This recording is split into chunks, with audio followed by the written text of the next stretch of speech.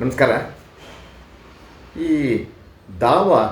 ವಾದಿ ಹಾಕಿರ್ತಕ್ಕಂಥ ದಾವಾನ ವಜಾ ಮಾಡಿಸೋದಕ್ಕೆ ಒಂದು ಮುಖ್ಯವಾದ ಮಾರ್ಗದ ಬಗ್ಗೆ ನಾನು ಹೇಳಿದ್ದೆ. ಏನಂದರೆ ಆರ್ಡ್ರ್ 7 ರೂಲ್ 11ರಲ್ಲಿ ಅಪ್ಲಿಕೇಶನ್ ಹಾಕಬೇಕಾಗತ್ತೆ. ವ್ಯಾಜ್ಯ ಕಾರಣ ಕಾಣಿಸ್ದೋ ಹೋದರೆ, ಅಥವಾ ಕೋರ್ಟಿಗೆ ವ್ಯಾಪ್ತಿ ಇಲ್ಲದೆ ಹೋದರೆ, ಮತ್ತು ಲಿಮಿಟೇಷನ್ ಮೀರಿದರೆ, ಕೋರ್ಟ್ ಫೀಸ್ ಸರಿ ಕಟ್ತಾ ಹೋಗಿದ್ರೆ, ಈ ಥರದ ಕಾರಣಗಳಿಗಾಗಿ ನೀವೇನು ಮಾಡ್ಬೋದು, ಕೋರ್ಟ್ಗೆ ಆರ್ಡ್ರ್ 7 ರೂಲ್ 11 CPC ಅಪ್ಲಿಕೇಶನ್ ಹಾಕಿ ದಾವಾ ಪತ್ರವನ್ನು ತಿರಸ್ಕರಿಸಿ ಅಂತ ಹೇಳ್ಬೋದು. ಆಗ ಕೋರ್ಟು ಇಬ್ಬರ ವಾದವನ್ನು ಗಮನಿಸಿ ಮತ್ತು ದಾಖಲೆಗಳನ್ನು ನೋಡಿ ಹೌದು ವಜಾ ಮಾಡಬೇಕಾಗತ್ತೆ ಅಥವಾ ತಿರಸ್ಕರಿಸಬೇಕಾಗತ್ತೆ ಅಂಥೇಳಿ ಅನಿಸಿದರೆ ತಿರಸ್ಕರಿಸುತ್ತೆ. ಆಗ ವಾದಿ ದಾವಾ ಪತ್ರವನ್ನು ತಿರಸ್ಕರಿಸಿಕೊಂಡ ವಾದಿಗೆ ಇರ್ತಕ್ಕಂಥ ಮಾರ್ಗ ಏನು? ಅಪೀಲ್ ಹಾಕ್ಬೋದು. ಕೋರ್ಟು ತಪ್ಪಾಗಿ ತಿಳಿದುಕೊಂಡು ದಾವಾ ಪತ್ರವನ್ನು ತಿರಸ್ಕರಿಸಿದರೆ, ಕಾನೂನನ್ನಾಗಲಿ ವಸ್ತು ವಿಷಯವನ್ನಾಗಲಿ, ನೀವು ಮೇಲ್ಗಡೆ ಕೋರ್ಟಿಗೆ ಹೋಗಿ ಅಪೀಲ್ ಹಾಕಿದರೆ ಅನುಕೂಲ ಆಗುತ್ತೆ.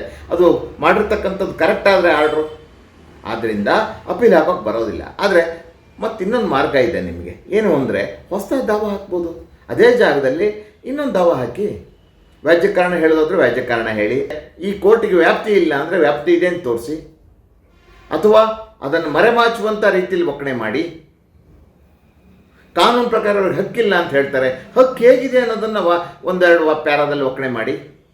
ಅಂದರೆ ದಾವಾ ಪತ್ರ ವಜಾ ಆಗಬಾರ್ದು, ಆ ಥರ ರಿಪೇರಿ ಮಾಡಿಕೊಂಡು ಹೊಸ ದಾವಾ ಹಾಕ್ಬೋದು. ನೀವು ಅಪೀಲೇ ಹಾಕಬೇಕು ಅಂತೇನಿಲ್ಲ, ಕಡ್ಡಾಯವಾಗಿ ಅಪೀಲ್ ಹಾಕ್ಬೋದು ಅಥವಾ ಹೊಸ ದಾವಾ ಹಾಕ್ಬೋದು. ಅಂದರೆ ಹೊಸ ದಾವಾ ಹಾಕೋದಕ್ಕೆ ನಿಮ್ಗೆ ಒಂದೇ ಒಂದು ಮುಖ್ಯವಾದ ವಿಷಯ ಇರಬೇಕು. ಏನಂದರೆ ಲಿಮಿಟೇಷನ್ ಪೀರಿಯಡ್ ಒಳಗೆ ಇರಬೇಕು. ವ್ಯಾಜ್ಯ ಕಾರಣದ ಏನು ಹೇಳಿದ್ದೀರ ಹಿಂದಿನ ದಾವಾದಲ್ಲಿ, ಅದು ಲಿಮಿಟೇಷನ್ ಪೀರಿಯಡ್ ವಾಯ್ದೆ ಒಳಗಿದ್ದರೆ ಒಳ್ಳೆಯದು, ಹಾಕ್ಬೋದು. ಇಲ್ಲೋದ್ರೆ ಅಪೀಲ್ ಹಾಕಲೇಬೇಕಾಗುತ್ತೆ, ಬೇರೆ ಮಾರ್ಗ ಇರೋಲ್ಲ. ಅದರಿಂದ ಎರಡು ಮಾರ್ಗದಲ್ಲಿ ಸೂಕ್ತವಾಗಿ ಯಾವುದು ಅಂತ ಯೋಚನೆ ಮಾಡಿ, ಸಮಾಲೋಚನೆ ಮಾಡಿ ಲಾಯರ್ ಜೊತೆಗೆ ನೀವು ಅಪೀಲ್ ಆದರೂ ಹಾಕ್ಬೋದು ಅಥವಾ ಹೊಸ ದಾವ ಆದರೂ ಹಾಕ್ಬೋದು.